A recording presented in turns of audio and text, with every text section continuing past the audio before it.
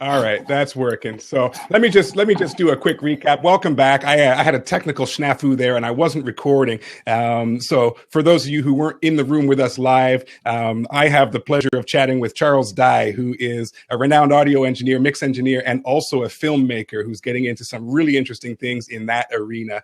And we've been chatting for just a little bit about a movie that he was a part of called "Mix It Like a Record," which was hugely inspirational to me. I learned a great deal of tips and tricks from that. I highly recommend that you go out and get yourself a copy because it is still 100% relevant to this very day. Thank you. And yeah, oh, absolutely. I agree with that. So Charles, let's just pick up the conversation where we left off and we'll hope for the best as far as the final product here. You'll work it out in the edit. I know. I'm not worried about it. Absolutely. So you mentioned you had something you wanted to share with us. Oh, well, it just related to what it was just happening a minute ago. One of the things I teach my students is I say, get you fired. Only two things. And another way to put it is we only really have two jobs as engineers. Literally, we only have two jobs. Job number one, get it on disc. In other words, record it. Get it cleanly. Place the mic well. Don't distort it on disc. So get it on disc. Job number one, get it on disc. If you do job number one, your job is basically half done. Second half of your job, keep it there. That's it. That's the whole job. So if somebody gets canned, it's because they either didn't get it on the disc or they didn't keep it there. And keeping it there is that whole other job that we have of managing our assets. And I explained to them in the days of tape, it was kind of easy. You had this big roll of 2-inch tape and a piece of paper that told you what was on every track of every song. And the only way you could screw up the second half is it's a heck of a lot easier to lose assets because there's so many of them and they're all just files. And if you don't manage your assets well, you could lose them. But anyway, our two jobs really are simply get it to disk and keep it there. Yeah, that makes sense to me. At least from that perspective. I mean, from getting fired. If you lose, there's a lot of other subtleties to our job, but like the primary parts of our job as an engineer, the technical side, get it to disk and keep it there. That's it. So just a reminder to everyone in the chat, if you want to ask a question, I see that Mike Gardner already has, just put a /Q in front of your, and a space before your comment, and it will show up in the question pane on the left. And we'll address a couple of those as we get deeper into it. Okay. So another thing I wanted to ask you about there, Charles, real quick, is your experience in the Ricky Martin era there of your career. I heard a rumor, and I don't know if this is true or not, that one of the tracks, or maybe a record, I don't know, one of the tracks that you had mixed for him was, if I heard correctly, the first hit that was entirely mixed in the box. Is that true, or is that a rumor? That's true. No. That's completely true. No. Okay. Wait, let me rephrase. Was it the first song to ever be mixed in the box? Probably not. Because, I mean, even I was mixing in the box prior to Live and Leave Loca. The thing that it's noted for is being the first song that was recorded and mixed actually in the box. That went to number one. Right. Okay. That makes more sense. But if you consider the year, it was 1999. And in 1999, everybody was using analog consoles and everybody was using, for the most part, digital tape machines. So recording a record in Pro Tools wasn't being done. The recording part wasn't even being done. So we weren't literally the only people using Pro Tools. Many people were using Pro Tools. Garbage was actually well noted for recording their records in Pro Tools at that time. And a few other artists were well known for recording records in Pro Tools at that time. But nobody was mixing records, as far as I know, really yet at that time in the box. Just prior to Ricky Martin, I mixed 2 songs for Sammy Hagar in Pro Tools as well. And that album came out at around the same time in 1999. I didn't hear of anybody else actually mixing records in Pro Tools, but once Live and Leave Loca went to number one, DigiDesign marketed that, because Pro Tools was actually not a popular it was not, DAWs weren't popular. They were secondary tools. They were tools being used by a lot of people to make records, but they were the secondary tool. The primary tool was the digital multi-track tape machine. So DigiDesign used that to say, look, you guys over there that are using tape and analog consoles, here's somebody that just had a number one, not me, but Ricky Martin and Desmond Child, the producer, and Robbie Rosa, the producer. Here's people that made a record that went all the way to number one. And they didn't only record it inside of Pro Tools, this program that you maybe have only just been hearing about, or maybe some people are using, or maybe you've tried to use it on some elements of your record, but they actually mix it in Pro Tools as well. So that was just a real way of getting people's attention. And clearly it worked for them because it was a very powerful program already. So it just got people to see, let's really consider this as an option. And I think it was within 2 years of that, so right around 2001, almost any control room you would walk in, there would be a very large console with 2 faders up because everybody was using Pro Tools.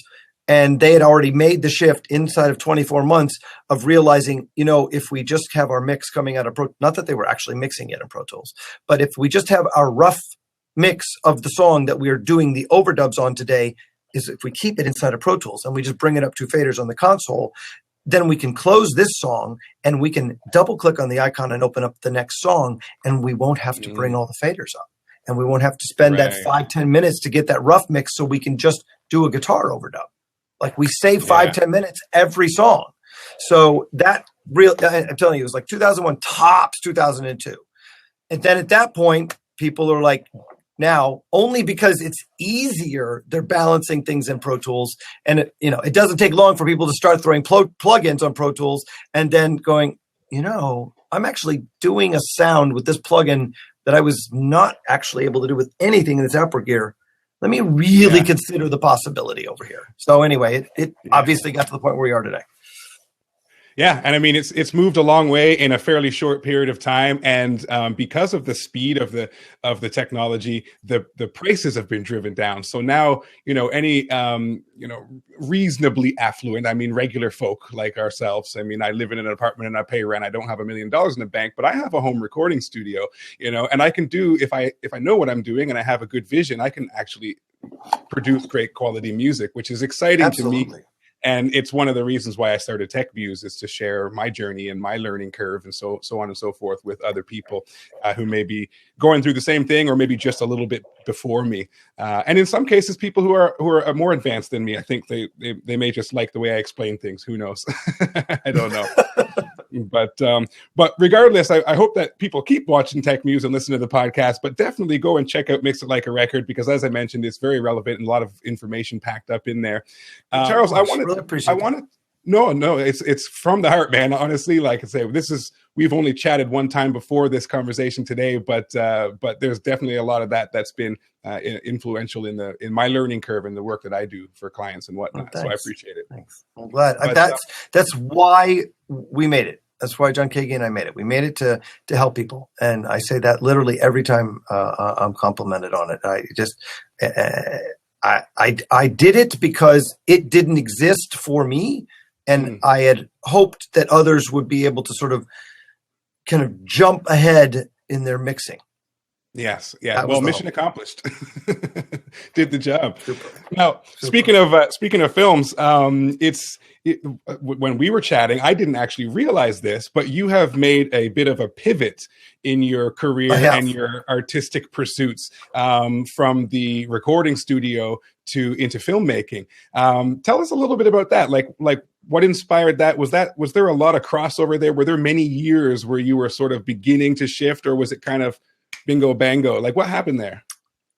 Well, in some ways it really was almost overnight, but in other ways, it had been there forever. And in those ways, that's what I wanted to do first. I wanted to make films when I was a kid, like from the age of 12. I didn't know anything about audio or record making, but I was fascinated by filmmaking. So from a very young age, filmmaking is what I wanted to do. I was also, I was in theater all the time. I was in all the plays. I was actually just realizing in kindergarten, I was the lead in the kindergarten Thanksgiving play. But from junior high on up, I was a lead in nearly every play that we put on. And so, acting wasn't really my thing. I enjoyed it. It was fun, but I didn't want to be an actor. I knew that I wanted to be a film director. And my plan was to go to UCLA, study filmmaking and get my degree and go into the film business. So I'm 17 years old. I'm a foreign exchange student in Finland, and I go with a friend to a recording studio, and I become fascinated. I'm one of those people that gets easily enthusiastic about some new, fresh thing. Mm-hmm. So here I am watching a record being made, and I'm getting excited by it. And on the break, the engineer turns to me and plays me his band's music, and I end up becoming friends with him. And I start getting involved in their music and helping them out with the lyrics, and the whole thing was just exciting to me. So they sang in English. So then I came home and I went to college, and with the intention of studying music making and engineering, because I wasn't really a musician. I was a frustrated drummer. I played clarinet in high school, but I didn't consider myself a proper musician. Like, I could be in a band, but boy, did I want to be a part of what they were doing. So I figured my only way to be a part of that was to be an engineer. So I went to school for engineering. I did a dual degree. I did audio and video production at Ohio University in Athens, Ohio. But when I got out of college, I went straight into the recording studio world, working in Miami at Hit Factory. And then it was called Criteria at the time. And then from there, becoming an engineer. And so, I was assistant engineer first. So I kind of just stayed in the music business. I just sort of followed the path that seemed to be the one of least resistance. Right. I had an aptitude for sound, and I had an aptitude for music making, and I just moved, incrementally through the music industry. And I timed my success perfectly. 1999, with the success of Ricky Martin, was when Napster came out. So perfectly timed. I had success as the music industry decided to slow things down. Mm-hmm. And around 2006, I realized that I wanted to was it maybe later? Could have been 2009. Yeah, it was probably closer to 9. That I wanted to try to move into film. I got my first sort of production-related job working at I knew that my only first in was going to be in the audio end. So working for a dubbing company that does films and television shows in foreign languages. The foreign language might be English if they're doing it from Spanish or Portuguese. But nonetheless, a dubbing company here in Miami called The Kitchen. I was the audio production manager. So I was in charge of the entire audio side, mostly the mixing side of these television shows and films, but also the recording. They had to be recorded. The dialogue, the actors had to be recorded well. But I did that job for a year, and then I became the production director. So now I was in charge of the production of the entire output of the company. The company at the time was doing approximately 40 hours of film and TV a week. That was our output. So like every single week, 40 hours of television and film were handed over to the distributors, whether it's TV networks or film studios, and in a new language. So they came in the door in one language, and when we sent them out, we had cast, translated, cast, recorded actors, lip synced them, mixed them back in so they sounded like they were a part of the original experience, and then sent them back ready to air or ready to project in a theater. And that's what I did for about 3 years. And by the end of that, I really started writing a script. That script evolved into the short film that I did. So that's kind of what the path was. Yes, and that short film that you refer to, by the way, is fantastic. I got to tell you. Thank you so much. I watched it before you joined us there at the beginning of the night here. I was telling peeps that I actually watched it twice in a row because it was that good. And it's a short film, so it's not like you're investing in 2 hours. Right? So it's about what, 20 minutes or so, Yeah, 21 minutes long, something. 22 minutes. Yeah. Yeah, it's called Two Secrets. Tell us a little bit about that. How did that project start? And I understand it's based on a true story. Yes. What's the relationship there? Okay, yeah, I'll tell the story. First, let me just give the sort of synopsis of it. Two Secrets will change a 12-year-old girl's life forever. One, she's never told a soul. And the other, her entire family's never told her. Tonight, they crash. So that's the sort of setup for the story. And I guess maybe we can watch the trailer you said in a bit, right? Yes, I've got it queued up and ready to go. So I'll let the trailer do a lot of the speaking for itself on that regard. But to give the setup, not the setup, but to give the background of the story, it was actually at that company, the kitchen, where I met the girl that the story is about. We became friends. She told me her story one day late after work, and I just was inspired by it and blown away by it. And it was an amazing, amazing story.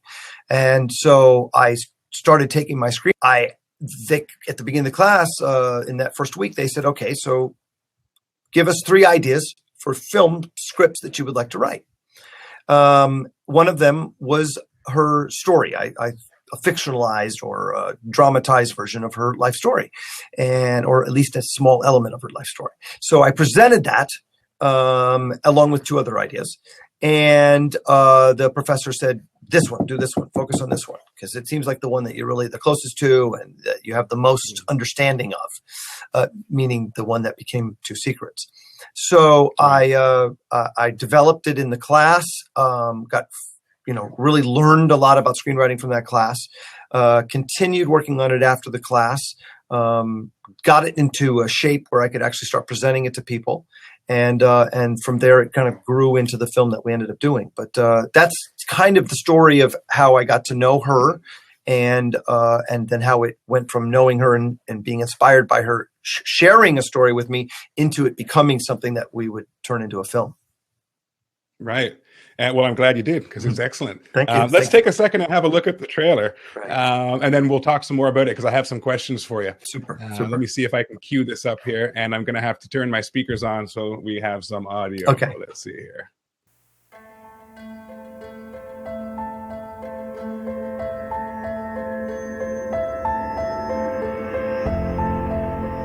Two secrets will change my life forever. Steph, do you think if it's meant to be, it's meant to be?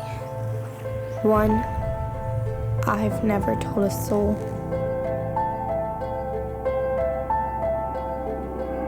The other, my entire family's never told me. And I am so tired of not knowing who I am. Tonight, they crash. Oh my God, you say that all the time! Stop! There's something that you're not telling me. This love stuff ain't that hard. Being yourself's easy. You're perfect. Being somebody you're not, that's hard. No! It's not enough! Because you know why? Because you know who you are. And you know who you are. You know what I really believe? If 2 people are really meant to be together, they'll find a way to make it happen. Yeah, exactly.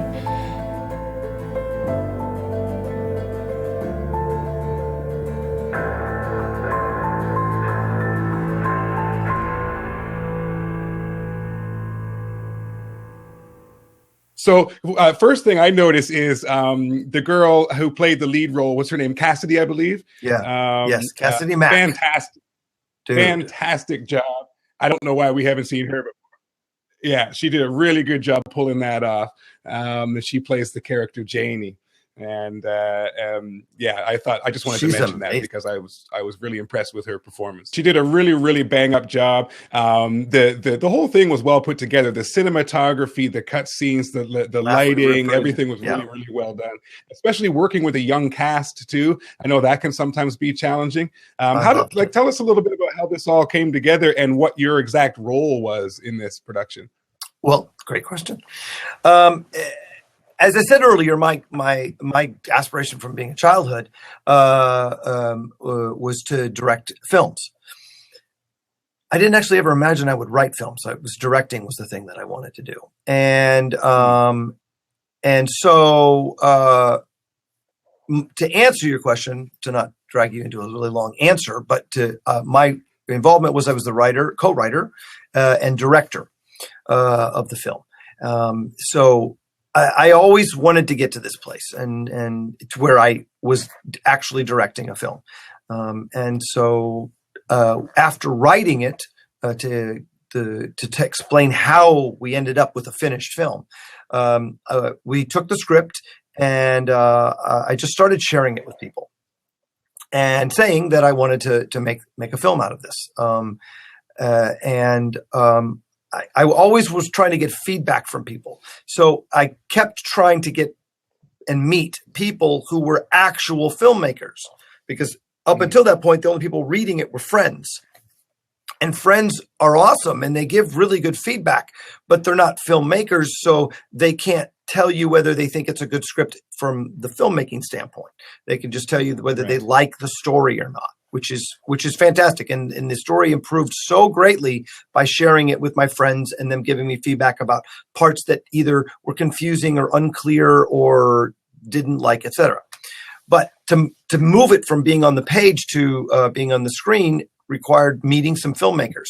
And first person on board, very close friend of mine, Jay Riggs, came on as producer. But Jay and I are both from music, and was our figurehead producer, not a figurehead, but he was he had the producer role and he handled all the producer responsibilities, but he wasn't a film producer that could take and create a crew and put together the company to the film company to go shoot it. So my sister's friend, Miriam Airsaz, was a filmmaker who lived out in Colorado, and my sister introduced us, and I sent her the script. She read it. She liked it. She started working with me on it, and so much so that she became a collaborator and a co-writer on the script. And it was once we had she's a feature film producer. So she makes feature films, full-length films. That's what she does for a living. So to have an actual film producer who's made the only thing between us and creating the film at that point, because we had a solid script that she, as a co-writer on, had contributed to, and now we had something that together we both felt very confident about. We simply needed to raise the funds, so we went with the standard thing everybody does. We didn't do Kickstarter or Indiegogo. We did another site called Fundraiser, but there's like GoFundMe. There's a bunch of these sites. So we used Fundraiser, and we were able to raise $54,000. So let me ask you something about that real quick, because that's something that I've been exploring myself, which is crowdfunding. And of course, crowdfunding only works if you have an audience of people that might be interested in what you're doing to present that to. How did you go about marketing this crowdfunding campaign, and who did you present it to? Was it sort of just to anyone who was a film buff, or did you have a bit of an audience developed already around this project? We didn't really have an audience developed around it beyond friends and family. Now, there's a lot of people involved in the project. There was myself, so my friends and family, the girl that it's about, her friends and family. Her name, by the way, is Allie Dolan. Hallie's friends and family, assistant director in the beginning of the project. She was a casting director. She was the script supervisor, friends and family of the people who were involved in the project up until that point.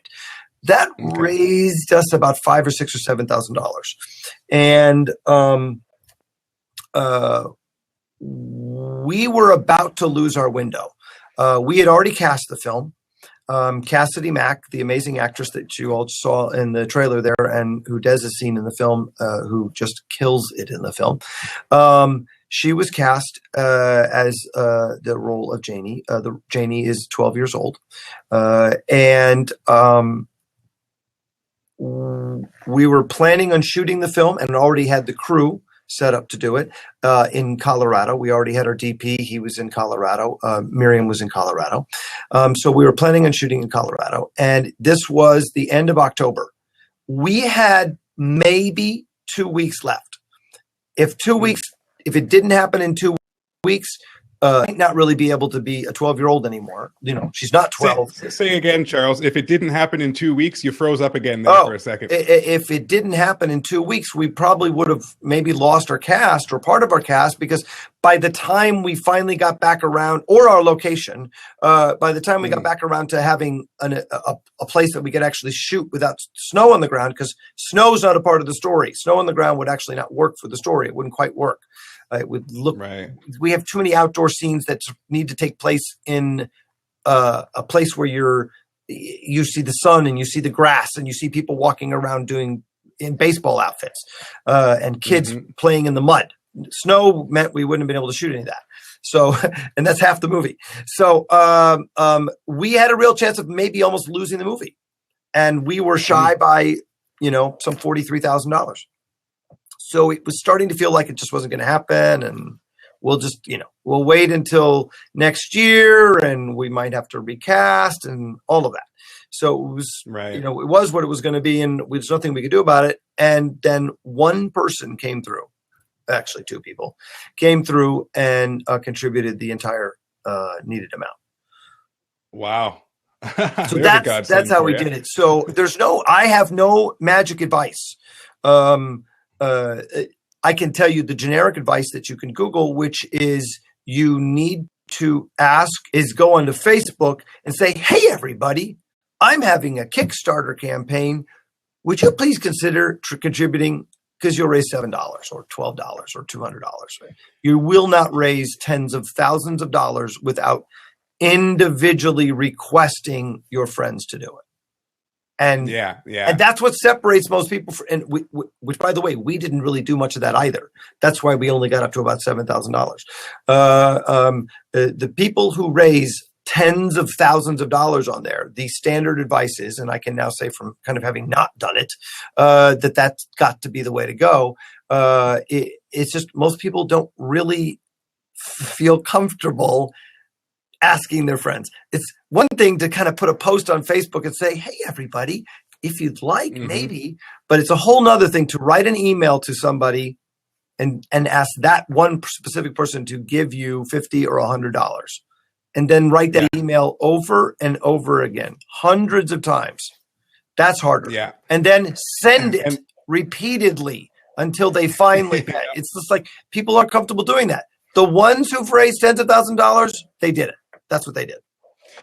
Absolutely. It's someone who I speak about a lot, who is kind of also an inspiration to me, is a musician by the name of Amanda Palmer. Are you familiar with her? The name's familiar. Yeah, she was in the Dresden Dolls, which was a two-piece kind of like punk cabaret type thing. Really Actually, interesting. I think music. I know her when she was a solo artist. Well, she kind of toggles right now. She does mostly solo stuff these days, but I remember her from the late 90s. Yeah, probably. She's been at it for a while. Yeah. The Alanis Morissette, and then a bitch, that girl, that actor, that singer, I can't remember her name anymore. I apologize to her. I actually had dinner with her once briefly. That's so insulting of me. Well, the reason why she comes to my mind right now is two things. One, she wrote a book called The Art of Asking, which kind of addresses what the point you were just making there about having the courage to ask for things and having the courage to accept help when it's given to you, because some people get their pride gets in the way and so on and so forth. But the other thing is she is known for having the world record's largest Kickstarter campaign in music as a musician. Wow, good for her. She was asking for $100,000 for various reasons, a tour and an album, I don't really remember. And she put a little video together and sent it out to her fans, and ended up at about 1.2 million after the campaign ended.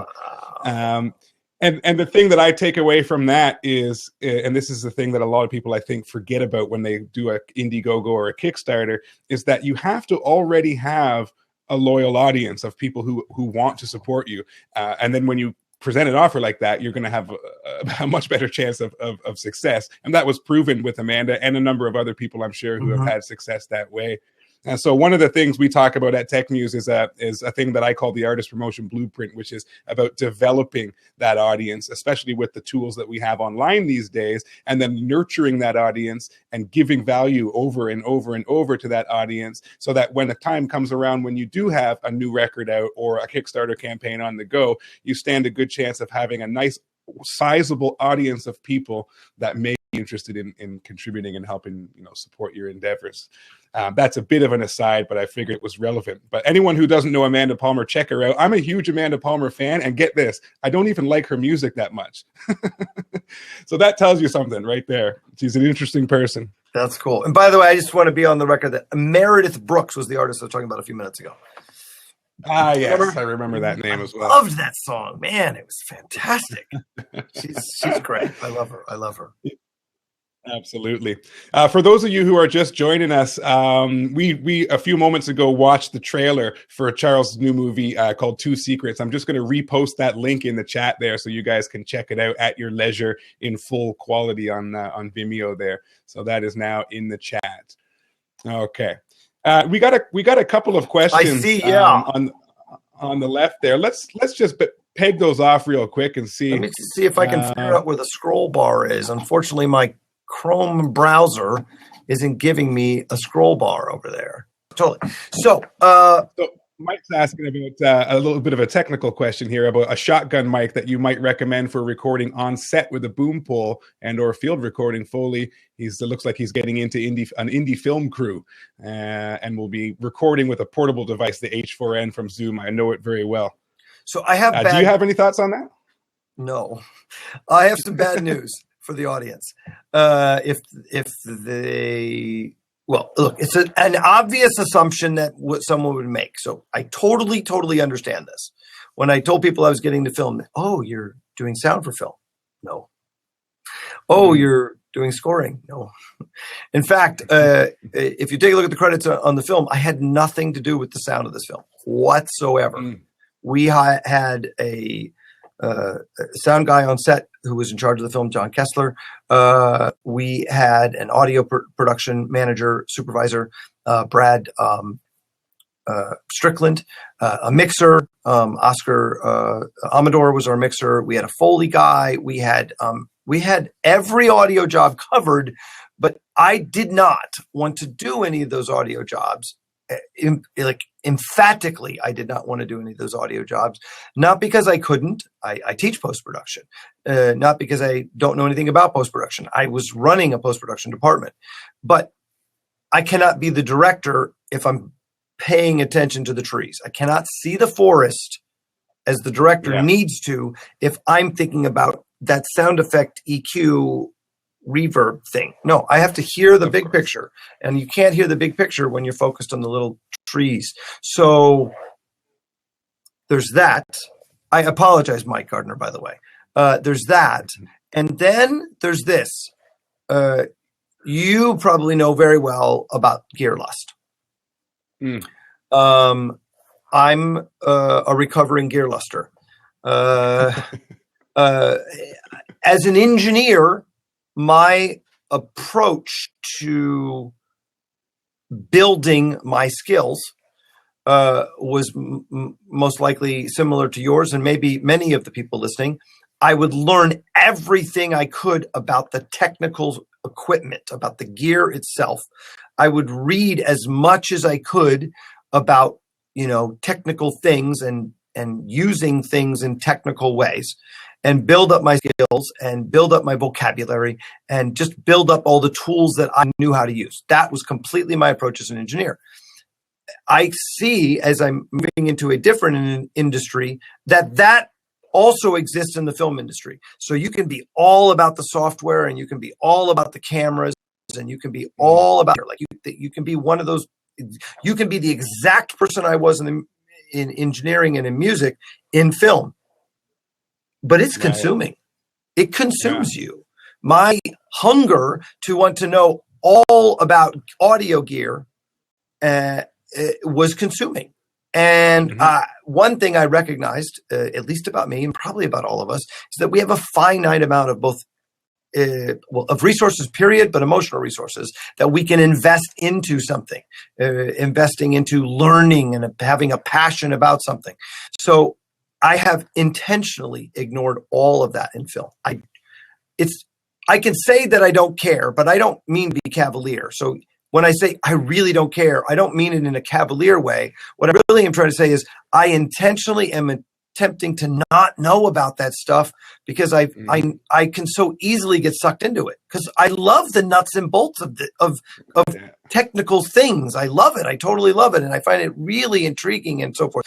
But because I recognize this limitation of finite amount of resources, I intentionally block it out so that I can focus on writing. Let's have a look at the next question. Do you have any insight into, or do you have any experience with getting music into film, like sync licensing or anything like that? Do you know people? Do you have friends that do this type of thing? No, well, no, I do, but I don't know. I apologize. I don't really know a lot about it. I am assuming what Mixmania means is he has music that he wants to get placed. That is my assumption as well. Yeah. I do know this. It's not going to maybe help Mixmania. I've mixed a number of alt and indie records in the last 5 to 10 years. And it's fairly easy these days to at least get your music considered for film and TV placement. Make that connection. That's what everybody on the other end asks for. So the TV and film placement people do not want your record only. They don't find that very useful as much as, because the problem with, and I can say this from the filmmaking side, the problem with a song with singing in it, it's really limited in the places that it can be placed in the project. It can actually be placed only when there's really nothing else, when there's really no other dialogue going on. Whereas if they have the instrumental version of your song, sure, they can use a little moment with the vocal, but then they can continue your song under the scene instrumentally, which of course gets you a longer placement and allows them to fill a bigger space of the film with a consistent mood that they really like because they like your song. But if they don't have the instrumental version of your track, they can't do that. So always when you're getting your music mixed, make sure that your mixer mutes the lead and the backgrounds and gives you a completely instrumental mix, even though these days you don't really think you need an instrumental, but for placements you do. Absolutely. That makes sense to me. Yeah. There was a fellow by the name of Brendan Barnett who has a podcast called Left of Nashville, where he's documenting his experience shifting at the age of 40, by the way, from a career in tech to being a songwriter and a musician. Cool. And the podcast is basically documenting his journey. And he had told a story about how he was striving to get one of his songs into a film. They requested an instrumental, just like you suggested, and he had actually lost all of the session files. He recorded himself. And so all he had was the final mix and was unable to give them an instrumental. So ended up actually re-recording the entire song. So there's a little food for thought, little piece of advice for you there. And a great podcast, by the way, Left of Nashville. Check that out. It's really, really well done. Very entertaining. Very cool. One thing I can add to that, not having very much experience with, this is what they call sync licensing, where you're licensing your music to be synchronized with film or into a video game or whatnot. A good friend of mine who I used to work with, he had some pretty good success with a service called Crucial Music. So that might be worth Googling and doing some research on. Don't take that as a strong endorsement because I haven't personally used it. But I do know that he got one of his songs on an episode of The Young and the Restless, nice. And another one on an episode of The Ghost Whisperer. And of course, those are shows. So every time there's a rerun, there's a little extra royalty check that comes his way. So at least Google and do a little research on Crucial Music. That might be worth looking into. Very cool. Okay, and then it looks like we have just a fun one here. This is Tony. He's one of my members at mixlessons.com, which is a course on in the box mixing. And he's saying he's in the UK. If you ever need anything done, give him a call. He makes good drinks. And he's Tony, right? Presumably actually British. I think so. I don't really know, to be honest. I know him through email and through our discussions online on Facebook. Well, Tony, there's a missed opportunity here in your question. You should have said, I mix good drinks. Punny. So,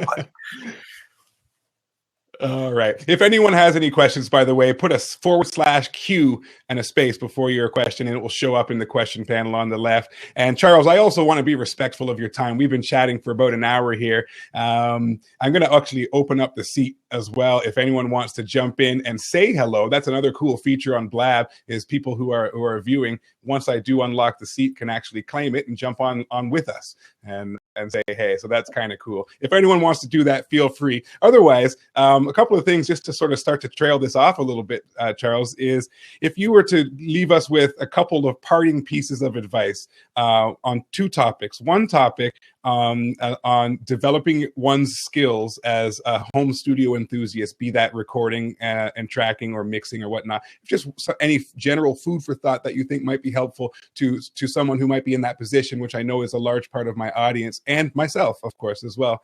And then on the other side of the coin, about following your passions and making a career out of the things that you love to do, which you've done twice now over. Which is thanks. Which is well, I'm starting cool. on the second one. We'll see. Yes. All right. For the first one, it's not a single piece of advice. It's sort of follow-up advice from Mix It Like a Record. I'll try to be as succinct as possible, and I'm doing it from memory as well. Mix It Like a Record, of course, as you know, was all about mixing. And the approach I used at the time was that to teach mixing, for the first time ever, I had the ability to not only say, this is how you can EQ and compress a kick drum, but I could give you the kick drum, I could give you the actual compressor, and I could give you the EQ.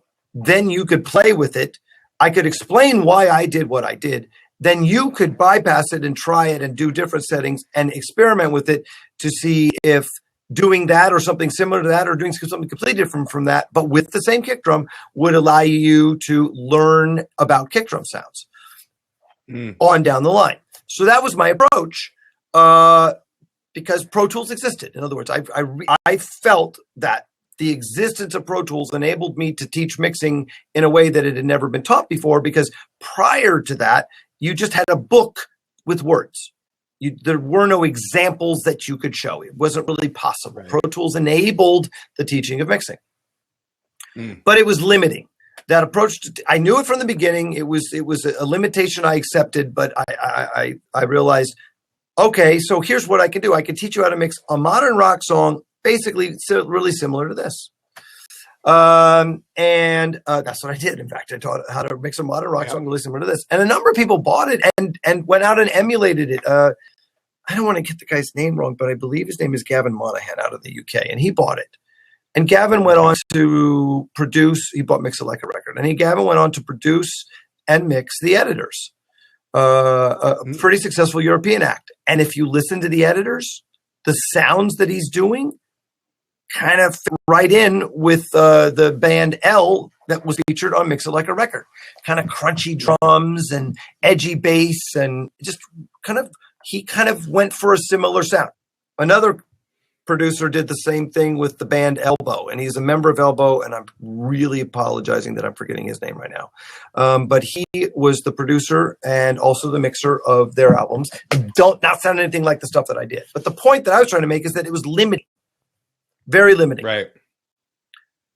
So I started teaching these workshops where I had a classroom full of students who liked country and hip hop and pop and R&B and a broad spectrum of genres.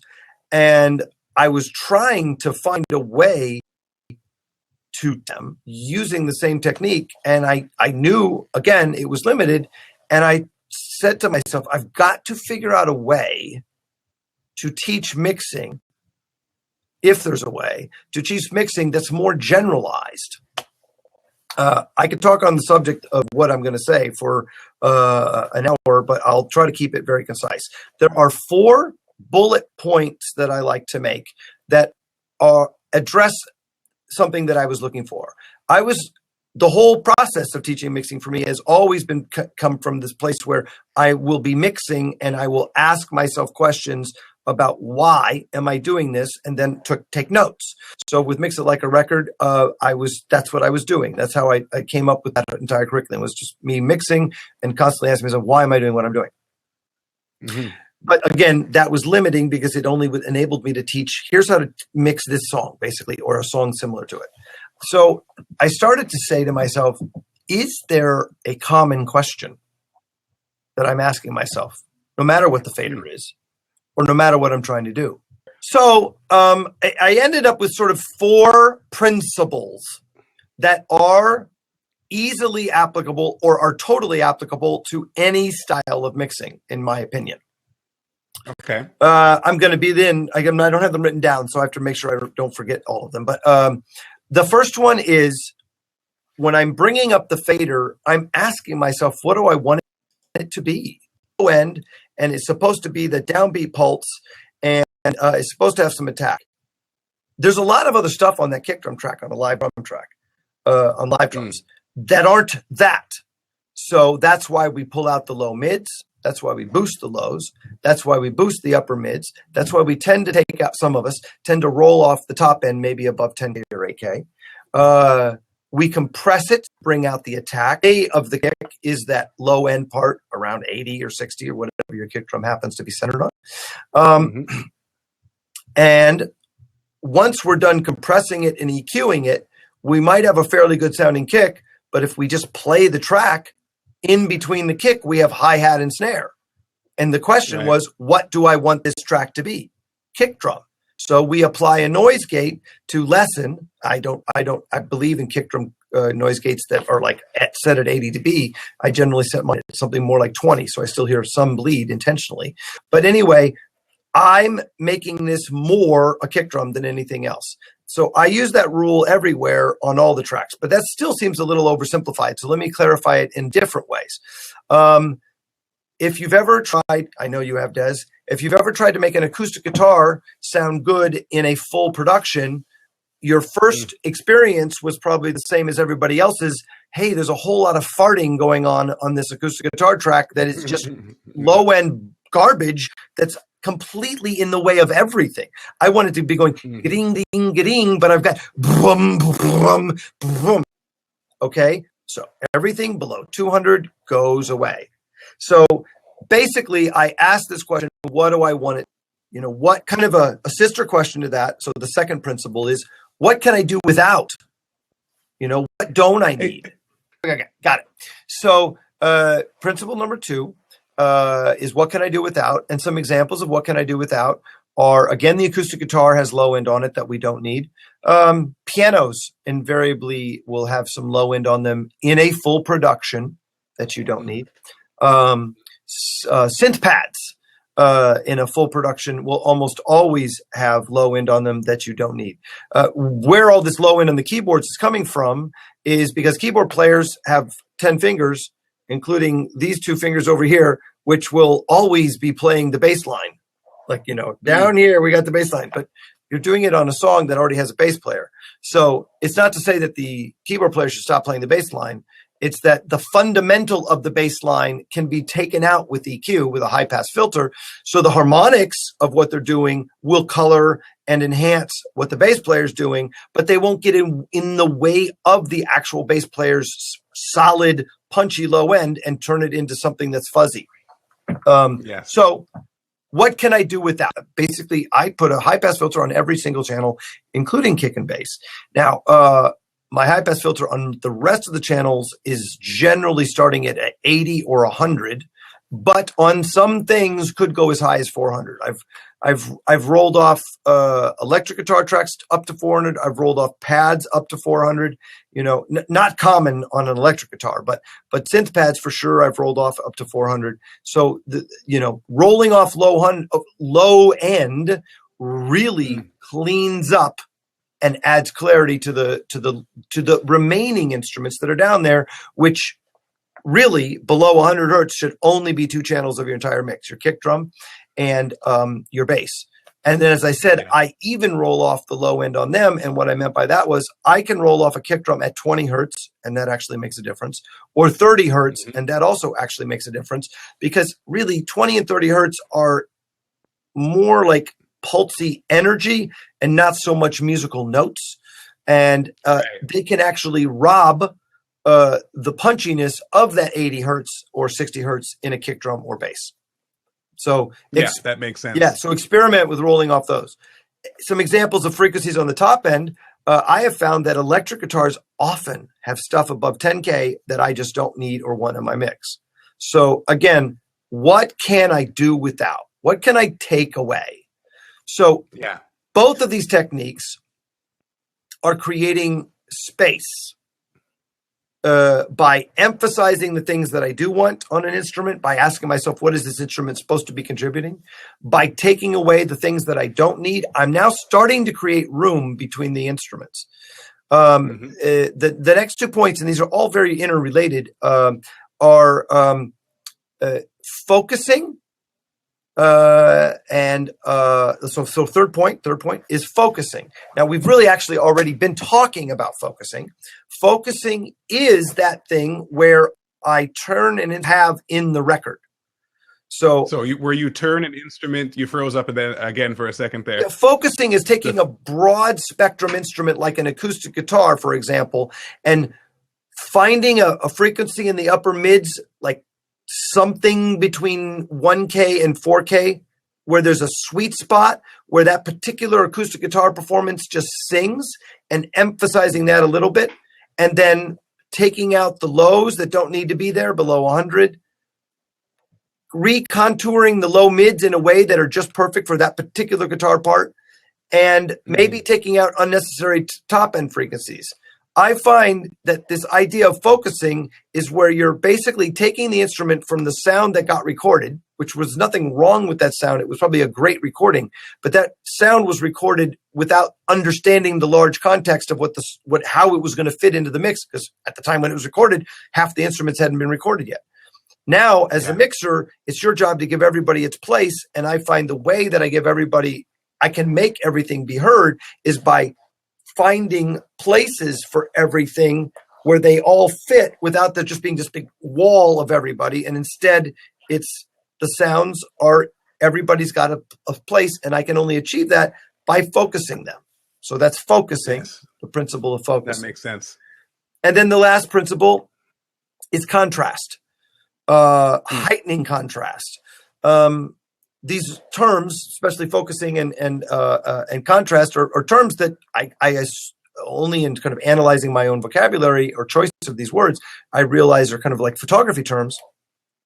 But I find that when I A/B my unmixed music, like when I A/B a rough mix that a client sent to me with my finished mix, this is one of the things I did. I've said, what is it I'm doing to, again, come up with some principles? What is it I'm doing consistently?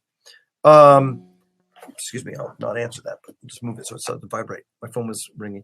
What is it I'm doing consistently that I can come up with some principles for? And this other thing I noticed was that the unmixed version or the rough mix version of a song that's sent to me, and then the finished mix that I send back to the client, the mix, the finished mix, the final mix has a lot more contrast between the sounds.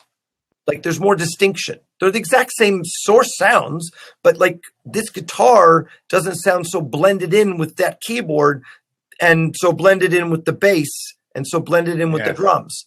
An example I'll often give is those of you that have had the experience of working with live drums are probably familiar with the boom, ga, sound that a kick and a snare have with the microphone in front of them. Kick drums sound like poof, goosh, goosh. But when we're done with them, they sound like poof, poof. When we're done EQing and compressing them, they don't sound anything like what they sound like with a microphone in front. Snares are kind of the same way. Snares in timbre are about that far away from a kick drum. Boosh, boosh. But by the time we're EQing and compressing them, psh, psh, it's just this bright, snappy, poppy thing. And now the contrast between the kick and the snare feels like this. instead of like, Yeah. poof, ga, poof, ga. It's poof, psh, poof, psh. Same exact kick, same exact snare, but the contrast between them is different. This idea of contrast extends throughout. It's not just between the sounds, it's also between the sections of the song, the dynamics of the verse to the pre-chorus to the chorus, the evolution of the dynamics. So the contrast between the first verse and the second verse, I don't want them to sound the same. I want them to feel different. I want them to feel like a contrast. The changes in space, something feels intimate here and bigger there. The space between the volume of tracks, like I try to not have everybody feel like it's all right up here, but I like to have some things that feel loud and some things that feel like they're sitting like kind of low and in the background. So this idea of contrast is something that I find myself instinctively doing, but then when I wanted to try to find a label for it and break it down and turn it into something that I could pass along as a guideline for mixing, it turned into this idea of contrast. I am looking with EQ, with dynamics, with reverb and space and automation over the song to create contrast. It's all in the arrangement and it's all in the recording. But if the verse is here and the pre-chorus is here and the chorus is there, it doesn't really feel like we got to the chorus. But if you start the verse down here and then you allow the pre-chorus to be here, and then when you get to the chorus, things just kind of really explode. If the song arrangement supports that, then you can reinforce the bigger chorus by actually making your verse be intentionally quiet. Your drums, your bass, and your guitars are all lower in volume. And when you get to the downbeat of the chorus, everything kind of jumps in volume. And I've been doing that on my master fader for a long time. My master fader will often have a 3 to 4 dB jump at the chorus. Of course, it's going into a compressor, so it's not in the end a 4 dB jump. It just kind of makes everything push against the compressor more aggressively at the chorus. But still, it really makes the chorus pop. I love it. So quick recap, a couple of the things that you're saying there is, it makes me smile to hear you say them, because there's some of the things that I've been stressing for a little while, perhaps with slightly different vocabulary, but the same concepts nonetheless. In fact, just yesterday, I released an episode of Tech Muse that was a listener Q&A, and something that came up a couple of times for a couple of different questions was this idea of mixing in mono for at least a portion of the time. And I realized after listening to you speak there that the reason why I normally begin my mixes in mono with everything down the center, sometimes with my system flicked into mono, is because it becomes easier for me to hear those elements in the mix that are overlapping, that are going to cause that lack of distinction and definition between the parts. Because they're all sitting on top of one another in the center of the stereo field, so I could really hear that that distorted, that dirty organ sound and that electric guitar sound are kind of blending together and not sounding distinct. And then I find after I've gotten a little bit into my mix in that phase, when I start to touch my pan pots and spread things out, I get this real nice definition and separation between the parts, both on the horizontal plane with my panorama, but also on the frequency plane. There's less of that frequency masking. I have found, however, that sometimes I've gone a little too far with that. And when I start to pan things to the left and to the right, that I end up with what I think of as like little satellites in the stereo field that don't actually seem like the congealed image that I was going for. So sometimes I have to reintroduce some of what I removed to get them to fit a little closer to one another. Totally. That's kind of interesting. Let's see. We had one question on the screen real quick. I don't know if this has been mentioned. Where can he find Mix It Like a Record? And then I over there in the I put the link that I just located for John Kage's website, Kage Media, and that's the link to the actual thing on the page. I don't know if he's actually still selling it though. Like, I don't know if you can actually buy it there. I've not been in touch with John for a while, so okay. He's got an active website. I can't say if it's active, but I mean, let me see if I can see something on the front that like kind of makes me feel like it's 2016.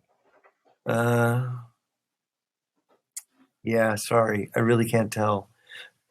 Sorry, guys. So you'll have to go on a bit of a hunt. Yeah, well, no, I mean, you just go. That's the website. Kage Media is the website. I just don't know if John is actively, still supporting the selling of his products. I just don't know that because I haven't been in touch with him. It doesn't look like I see a product that's well, maybe there's a title here that I don't recognize, so it might be brand new. So it is possible. He's got some cool products there. He's got Phil Tan's got a product there that I think is fairly recent. Borny Grunman's got a product there. So check out John's website, and if you're having a problem getting a product from him, no tried cakey. Also, somebody said, huh. Well, that's the door to knock on anyway. At the very least. Yeah, I really, truly wish I could help you, but unfortunately, other than sending you to John, I can't. I apologize. Okay. And the search continues. Listen, Charles, like I say, I want to be respectful of your time, and I want to wrap this up. And my bladder is also indicating to me that we should wrap this up. I went to the bathroom first. Yeah, I did as well. That's why I was late. So I'm gonna repost, by the way, a link to the trailer in the chat, like I say, because it's gotten up the screen a little bit there, and so people can check that out. Once again, the film is called Two Secrets. It's a short film, about 20 minutes long or so. Is there a place where people can go and watch the whole film? Is it for sale anywhere? Is it being screened anywhere? What's the deal there? Where can people actually see the whole film? Apologies. You froze up for a minute. But anyway, back to your question. Currently, the film is going around to film festivals. We just became an official selection for our 7th film festival. We actually have been invited to 2 more. So we're up to 9 festivals now that we are either already been to or will be going to in the future. To answer your question, when you're doing film festivals, you're really not supposed to have your film available online publicly. Gotcha. So we've been at the film festival thing for about 6 to 7 months. And so we're going to be at this for a little bit longer. We're going to probably complete it in a year from when we started. We started around September. So around September of next year. And after that, then like maybe almost immediately, we will become available either most likely right away on Vimeo and then probably also later on iTunes and other places. I hope. Very good. Very good. Well, keep us posted. Well, listen, Charles, I'm going to cut you loose because I'm sure you have other things to do. I want to thank you for taking the time. I truly appreciate it. Even despite the technical difficulties, I got a lot of meat off the bone, so to speak, here in this conversation. I'd love to do it again sometime if you're ever available for it. And I know I just froze. You froze on the screen again, so you probably can't hear me. I can now. There you are. I can now. I was saying I'd love to do it again sometime in the future, perhaps if we have some more things to talk about. We'll stay in touch offline here and absolutely and take it from there, one step at a time, as they say. Yes. Thank you. So thank you, sir, for joining us. Any parting words you want to leave people with right now? Before we I would love to have people visit and like the film's Facebook page, which I'll put a link for here in a moment. But it's fairly easy to find. It's facebook.com, Two Secrets Film, but I'll put the link in. And that would really be awesome. And just, we appreciate the support. If you're interested in knowing more about the film, we keep our Facebook page updated. You can see a link for the trailer there, of course. You can see when we're going to be at a festival, if we're going to be at one near you, possibly. You can also there find the link to our website, where on our website we have the list of all the film festivals that we're going to. So our next film festival, we've got a film festival coming up in Taos, New Mexico. We've got a film festival coming up in Oklahoma, and a film festival coming up in Miami. So those are our next 3 film festivals. Very good, very good. So follow on Facebook for all the updates. That's awesome. Like I say, thank you for letting me watch the film. I thoroughly enjoyed it, and I will actually sit down with my lovely lady as previously planned and watch it with her again as well.